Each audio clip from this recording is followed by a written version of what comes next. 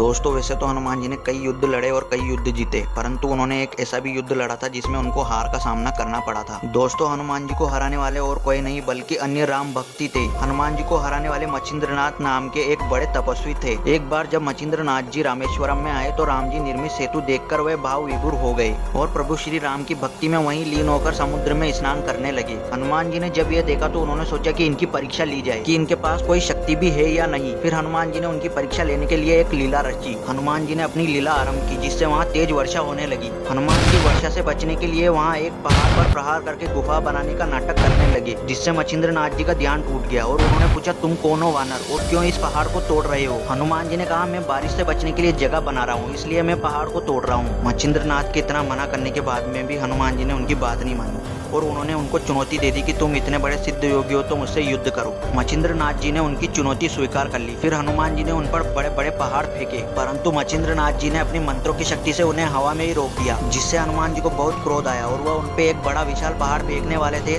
तभी अपने मंत्रों की शक्ति से मचिंद्रनाथ जी ने हनुमान जी को वहीं जमा दिया, जिससे कुछ समय के लिए हनुमान जी की शक्ति छिन गई और वह पहाड़ के नीचे दब गए। फिर वहाँ हनुमान जी के पिता पवन देव प्रकट हुए और उन्होंने मचिंद्रनाथ जी से आग्रह किया कि उनके पुत्र को छोड़ दे। मचिंद्रनाथ जी ने हनुमान जी को मुक्त कर दिया और हनुमान जी को अपनी गलती समझ आ गई। उन्होंने मचिंद्रनाथ जी से फिर माफी मांगी।